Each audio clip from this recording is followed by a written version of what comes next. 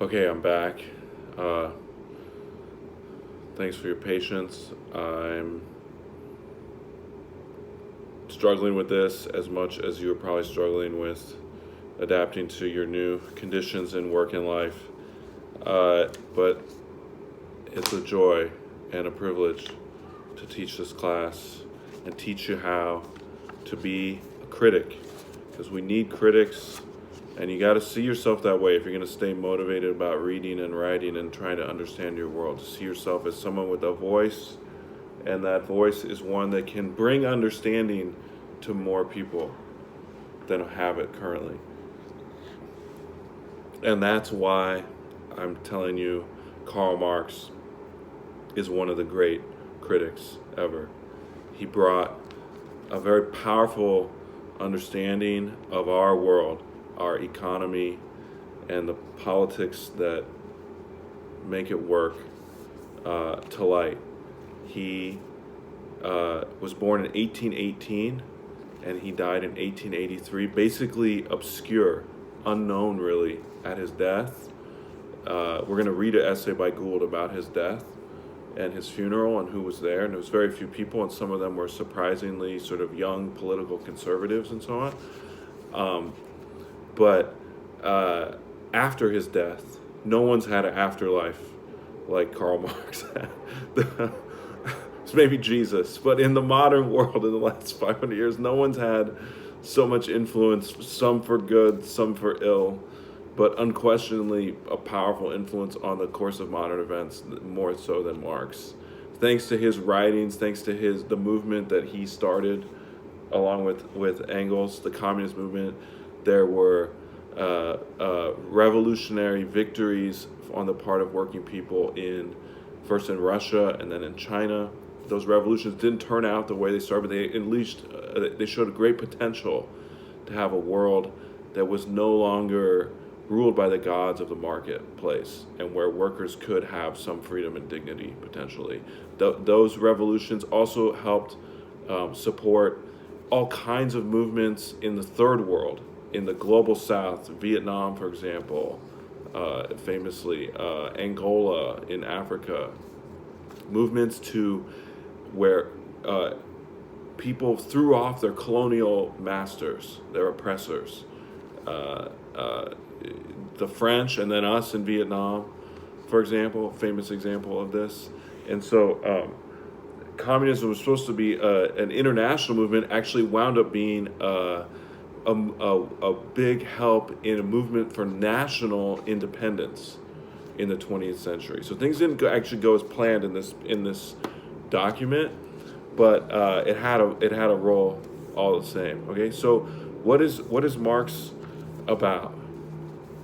Marx is saying that capitalism has a place, but it also has a time, and that time is coming to an end. Now, when that end will be is a matter of much debate these days, but you're really seeing it being called into question as we try to survive the current crisis without too much unemployment and so on. What do we do when the market stops working? Okay, and Marx said, so capitalism has this role. What's that role? To free people from feudalism and the idiocy of feudalism. Okay, where you were basically stuck in your station your whole life. Capitalism had through the ownership of private property, which there wasn't really before capitalism. The feudal aristocracy, the princes and princesses, the kings and the monarchy and all that stuff, they own land, and the church owned land, and the rest of us just got to live on it and use it a little bit. By universalizing private property, by enclosing a lot of land, a lot of churches sold their land to big farms, forced people into cities. They unleashed all this productive capacity that hadn't been used before. The motive of finding profits everywhere led to all this incredible economic development. You see it now, right? Even though we're in the middle of a crisis where most people are not going to work, like a lot of people are not going to work, we're fine. Food is going to the markets. We're not all necessary anymore to just reproduce the means of existence for everyone. The productive capacity of the modern economy can go on with very, very little human labor, really. And that for Marx was not a bad thing, meaning, oh, what are we all going to do? It was actually going to liberate us from the drudgery of so much of the work that goes on these days. Okay, the monotony of regular jobs. All right, so back to this text. The Communist Manifesto was written in 1848 in February. It wasn't really published till months later. There were a bunch of revolutions in Europe that spring and summer and fall that mostly ended in defeat for the leftists. But this wasn't the document. It's widely misunderstood that it was somehow influential then. It was influential later, okay, as it was translated and republished here and there, and because it sets some basic political grammar, some basic coordinates that are very powerful and lucid. The main thesis is that history is the history, as Marx says, of all too hither existing society is the history of class struggle. There's always been social class differences, economic class differences. You know, the rich and the poor, the landowner and the slave, the feudal lord and his vassals, etc. And today there's the bosses, the managers, the owners of capital, the bourgeoisie. You can call them billionaires, whatever, Jeff Bezos, if you want to take a simple name. And then the people who work for him.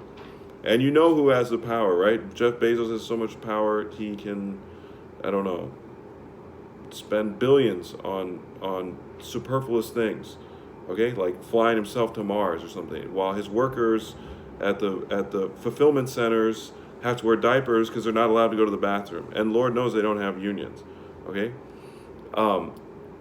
So that's the class struggle, is the workers who have nothing except their ability to work and get something in return to survive, and then the owners who have all the power. Now, what do the workers also have? Well, we have the numbers. We outnumber them vastly, and also the system itself, according to Marx, is making the tools we need to organize to change it.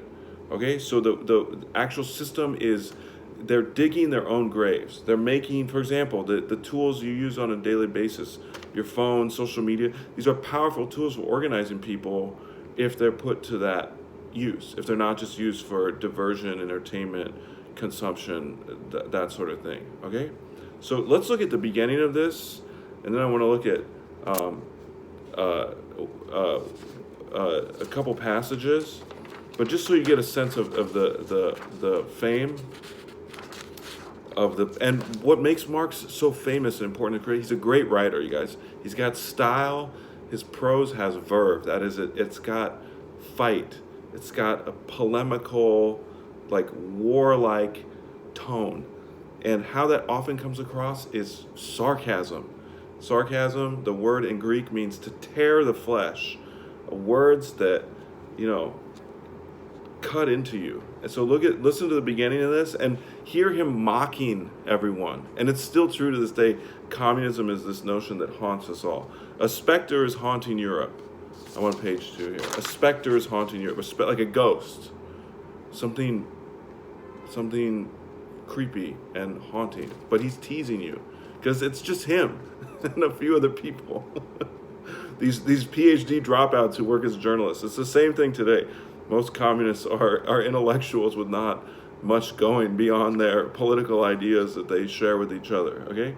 All the powers of old Europe have entered into a holy alliance to exercise this specter.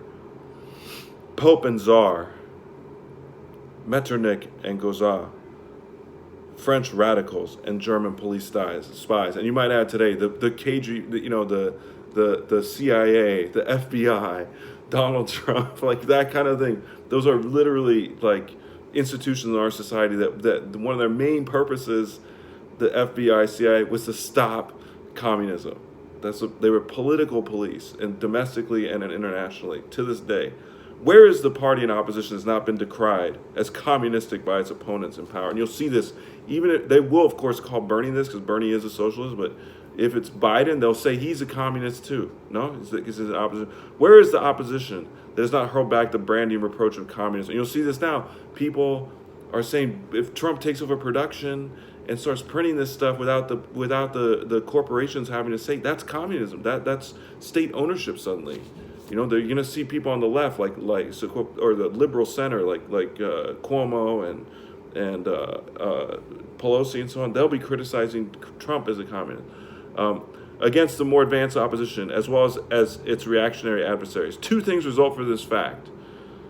One, communism is already acknowledged by all European powers to be itself a power, even though it barely existed at the time, 170 years ago. It was already a power just by the fact that it haunted everyone's dreams and was an accusation that they both used against each other. And two, it is high time, and this is, Marx and Engels were commissioned to write this by this group called the League of the Just. If you watch that movie on Canopy, the young Karl Marx, it shows these meetings, it shows them being commissioned to do this work and so on. It's high time the communists should openly in the face of the world publish their views, their aims, their tendencies, and meet this nursery tale of the specter of communism with the manifesto of the party itself. To this end, communists of various nationalities have assembled in London and sketched the following manifesto to be published in English, French, German, Italian, Flemish, and the Danish languages. And then, of course, it's been published in every language. It's never been out of print. Stunningly successful document. A manifesto that's what a manifesto is. It's a statement of the principles of a group. It can be artistic ones, political ones. It varies. And I'll skip through the beginning of this, but even people who disagree with Marx, people who champion capitalism, they all say about this first section of the text here that Marx really got why capitalism is so powerful. So let's look at that. I'm going to turn to page 16 in the document. If you're online reading this, you might have a document that I put up that I took a bunch of pages out. So you're going to have to skip ahead a little bit more to get to page 16. Let's look on page 16. I'm in the 5th paragraph. Fourth full paragraph, the one that starts the bourgeoisie. And you see him, every paragraph here is starting with the bourgeoisie. He's talking about who are the bourgeoisie. They're the owners of the means of production. They're the owners of capital. Big, like today, Warren Buffett, Bill Gates, Elon Musk, the billionaire class, okay? And for Marx says they had a role, but today their role is really, they're actually preventing the system from unleashing its full potential.